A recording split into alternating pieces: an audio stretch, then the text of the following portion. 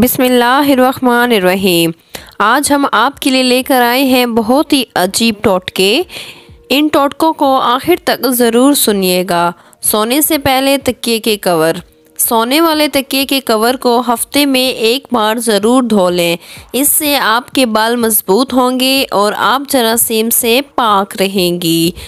अगर बंदा खाने के दरमियान 3 घूंट पानी पी ले तो इसकी आँखों में चमक आ जाएगी और वो चमक हीरे की तरह होगी। मूली के रस का कमाल। जिस्म के किसी भी हिस्से में कीड़ा काट जाए तो मूली का रस लगा लें, आपको इससे बहुत आराम आ जाएगा।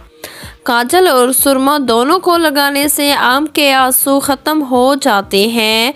याद रखिए, माएँ बच्चे की भूख का अंदाज़ा रोने से ना करें, बल्कि रोने से पहले ही माँ को पता होना चाहिए कि अब इतना वक्त हो चुका है, अब बच्चे को भूख लगी होगी।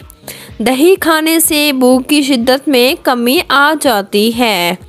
बच्चों पर माँओं के ग़िज़ा के असरात। माँओं को चाहिए कि दौरान हमल के आखिरी महीने में खजूर खाएं ताकि इनके बच्चे खुश इखलाक और बुर्दबार हों, और हामला औरतों को ताकीद करो कि साबूदाना खाएं ताकि इनके बच्चे खुश इखलाक हों। आटे को नीम गर्म पानी से गूंद कर रोटी पकाएं, इससे रोटी नरम बनेगी। गले में दर्द हो तो 1 प्याली नीम गर्म पानी में 1 चाय का चम्मच शहद मिलाकर पी लें। अगर नींद ना आ रही हो तो दही की बलाई लेकर सर के अगले हिस्से में मालिश करें, नींद लाने की बेहतरीन दवा साबित होगी।